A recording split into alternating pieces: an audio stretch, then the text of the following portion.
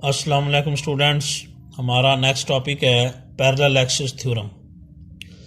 तो moment of inertia हमने पीछे पढ़ा था, एम आर स्क्वायर उसका फार्मूला बनाया था सिंगल बॉडी के लिए। तो पैरेलल एक्सिस थ्योरम हमें ये बताता है कि किसी भी एक्सिस, एक बॉडी का किसी भी एक्सिस गिर जो मोमेंट ऑफ इनर्शिया होता है, ये दो चीज़ों का सम होता है।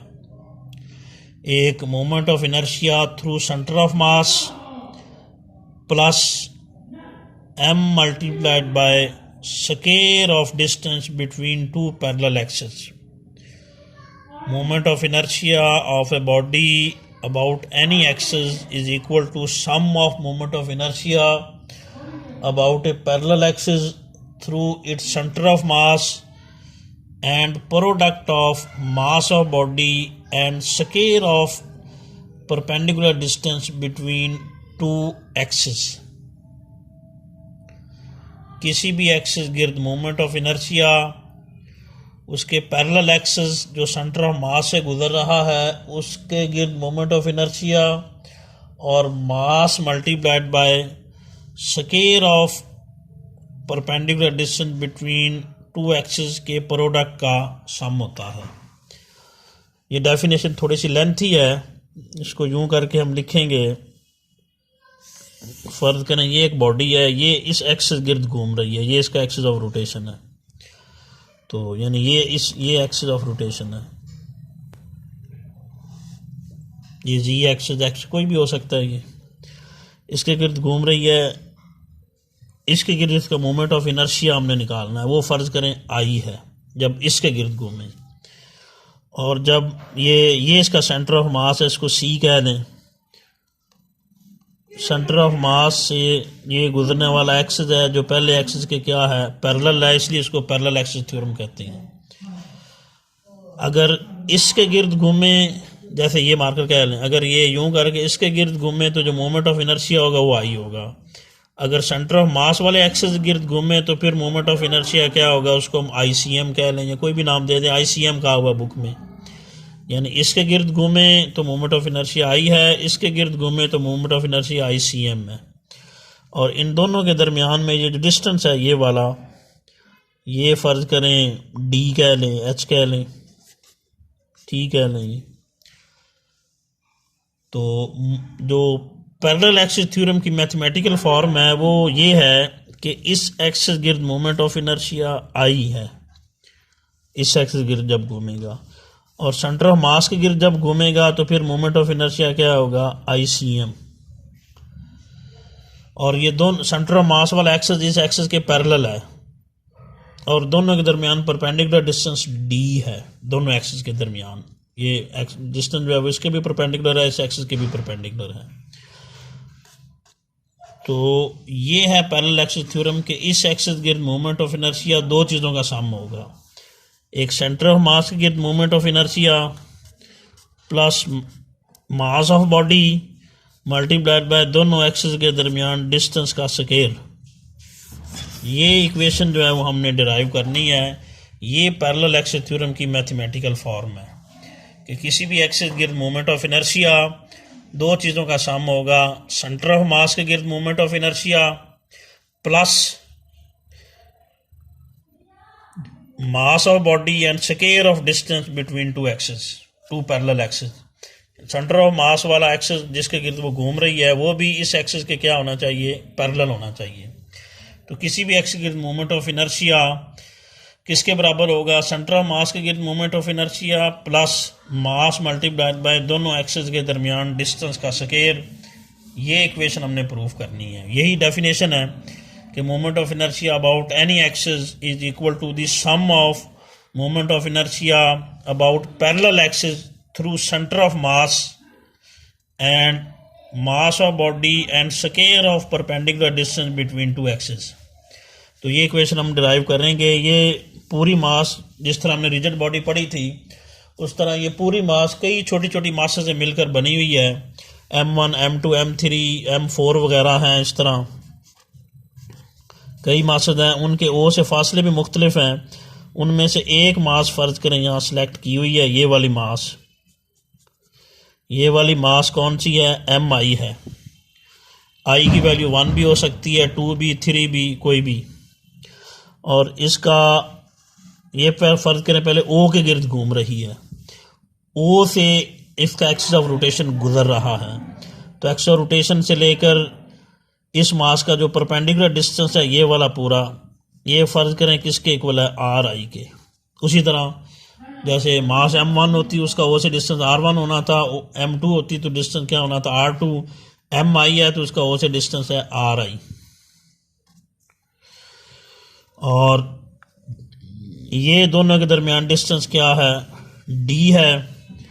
और ये इसका सेंटर ऑफ मास से डिस्टेंस जो है, इस मास का सेंटर ऑफ मास वाले एक्सिस से डिस्टेंस, ये फर्ज करें क्या है, xi है। मास mi का सेंटर ऑफ मास वाले एक्सिस से डिस्टेंस xi है।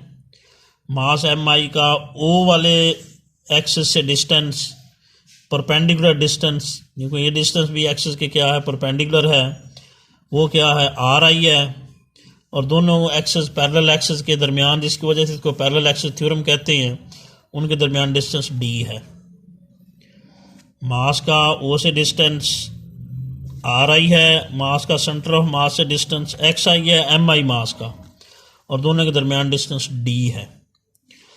तो ये देखें, हमने रिजिड बॉडी के मोमेंट ऑफ इनर्शिया का फार्मूला ये बनाया था, sigma i from 1 to n mi ri का स्केयर। तो इस इक्वेशन को यूज़ करते हुए हम ये इक्वेशन डिराइव करेंगे। तो आर आई की वैल्यू पुट करेंगे। ये देखें, आर आई डिस्टेंस ये है, ये दो हिस्सों पर मुश्तमिल है। इतना डिस्टेंस एक्स आई है, इतना डिस्टेंस क्या है, डी है। ये पूरा डिस्टेंस क्या है, आर आई है। इसके दो पार्ट्स हैं, इतना डिस्टेंस एक्स आई और इतना डिस्टेंस डी। आर आई इन दोनों फासलों का सम है। एक्स आई प्लस क्या होगा, डी। आर आई का जो पूरा फासला है ये होगा यहाँ से यहाँ तक का फासला एक्स आई, प्लस यहाँ से यहाँ तक का फासला डी, पूरा फासला ये आर आई है। ये इधर पुट करेंगे, आई की वैल्यू बनेगी sigma m i, r i की value x i plus d है, ऊपर स्केयर आ जाएगा। तो ए प्लस बी के स्केयर के फार्मूले के तहत हम ये खोलेंगे, ये होगा ए का स्केयर प्लस बी का स्केयर प्लस 2ab, ये बन जाएगा। सिग्मा एम आई को अंदर मल्टीप्लाई कर दें तो हमारे पास जो रिलेशन बनेगा वो फिर ये होगा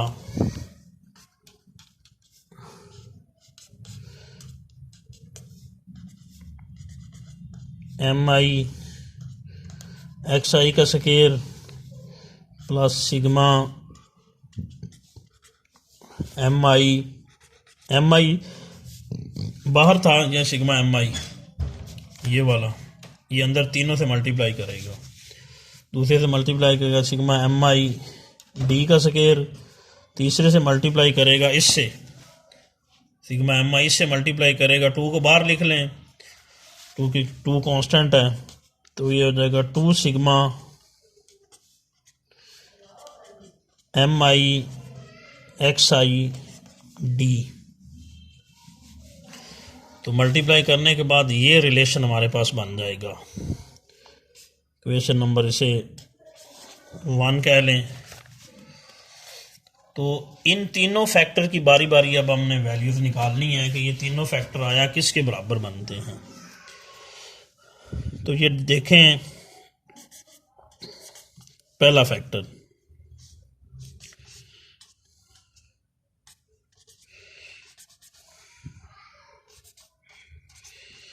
ये एक तरह का मोमेंट ऑफ इनर्शिया है, क्योंकि sigma m r square, mass into distance का स्केयर, वो मोमेंट ऑफ इनर्शिया होता है रिजिड बॉडी का। Sigma m i r i होता है, आर भी डिस्टेंस है, एक्स भी डिस्टेंस है, ये मोमेंट ऑफ इनर्शिया है। सिग्मा एम इंटू डिस्टेंस का स्केयर या एम आर स्केयर या एम आर स्केयर ही है, एक्स डिस्टेंस ही है। तो सिग्मा मास इंटू डिस्टेंस का स्क्वायर ये मोमेंट ऑफ इनर्शिया होता है। अब हम देखते हैं ये कौन सा मोमेंट ऑफ इनर्शिया है। ये देखें यहाँ कौन सा डिस्टेंस आया है, एक्स आई, और एक्स आई कौन सा डिस्टेंस है, मास का सेंटर ऑफ मास से, यानी इस मास एम आई का सी से डिस्टेंस है, सेंटर ऑफ मास वाले एक्स से परपेंडिकुलर डिस्टेंस एक्स आई है। मास एम आई का सेंटर ऑफ मास वाले एक्स से परपेंडिकुलर डिस्टेंस एक्स आई है।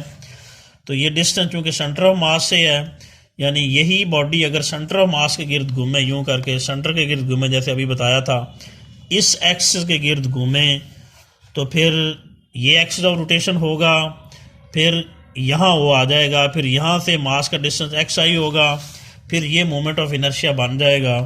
यानी ये वो मोमेंट ऑफ इनर्शिया है जब बॉडी सेंटर ऑफ मास के गिर्द घूमे, क्योंकि ये डिस्टेंस मास का सेंटर ऑफ मास से है। सिग्मा मास इंटू डिस्टेंस का स्क्वायर ये एक तरह का सिग्मा एम आर स्क्वायर ही है, ये मोमेंट ऑफ इनर्शिया है।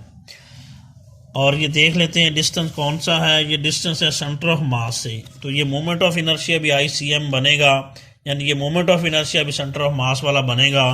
जब बॉडी सेंटर ऑफ मास के घूमेगी तो ये मोमेंट ऑफ इनर्शिया होगा। पहला फैक्टर की वैल्यू आ गई। अब इसकी वैल्यू पुट करेंगे,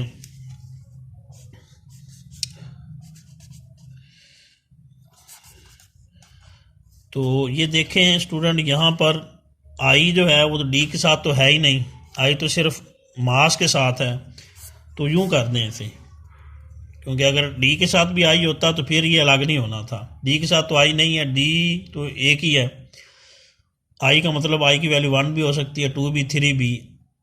अगर डी के नीचे भी आई होता तो फिर डी इससे अलग नहीं होना था। डी के नीचे आई नहीं है, डी अलग हो गया, ये अलग हो गया। ये अकेला है सिग्मा एम आई। सिग्मा एम आई का मतलब तमाम मासेस का सम।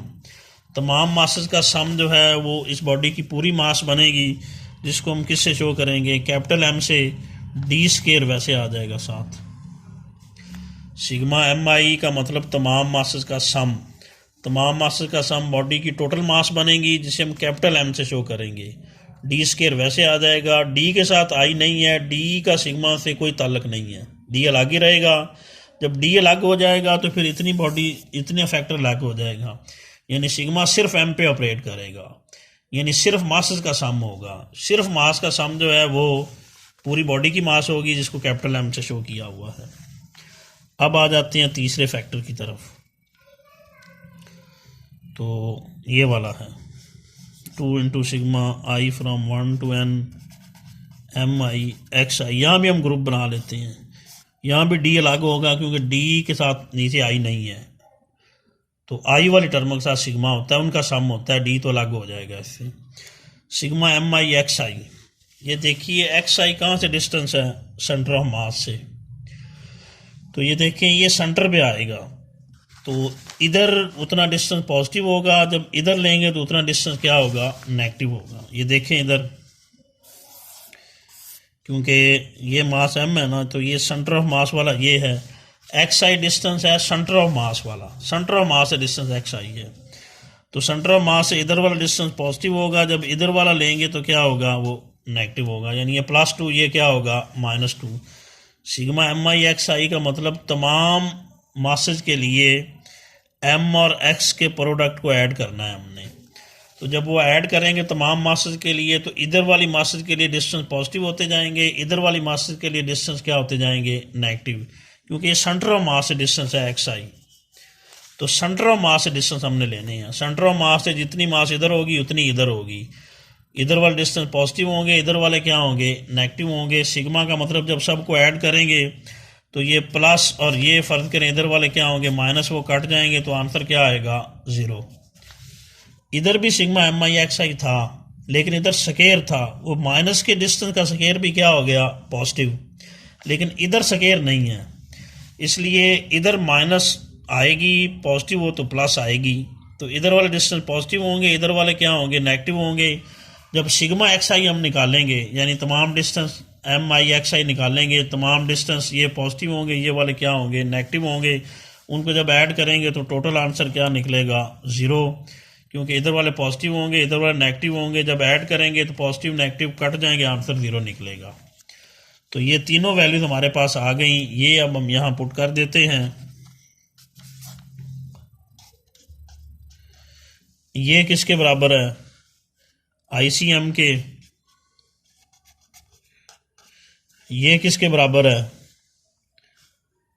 m into D square. और ये किसके इक्वल है, 0 के। 2 से मल्टीप्लाई करेंगे तो 0 ही रहेगा, इसलिए 0 आएगा, वो 0 पुट करने की ज़रूरत नहीं है। ये बन जाएगा, यही पैरेलल एक्सेस थ्योरम की स्टेटमेंट थी, यही शुरू में बताया था हमने प्रूफ करनी है। ये देखें, यही इधर प्रूफ हो गई कि किसी भी एक्सिस गिर्द मोमेंट ऑफ इनर्शिया दो चीज़ों का सम होगा, सेंटर ऑफ मास के गिर्द moment of inertia plus mass into दोनों एक्सिस के दरमियान डिस्टेंस का स्केयर। किसी भी एक्सिस गिर्द मोमेंट ऑफ इनर्शिया दो चीज़ों का सम होगा, जो एक ऐसा एक्सिस जो सेंटर ऑफ मास से गुजर रहा है उसके गिर्द मोमेंट ऑफ इनर्शिया जिसको ICM कहते हैं, प्लस मास मल्टीप्लाइड बाय दोनों एक्सिस के दरमियान डिस्टेंस का स्केयर।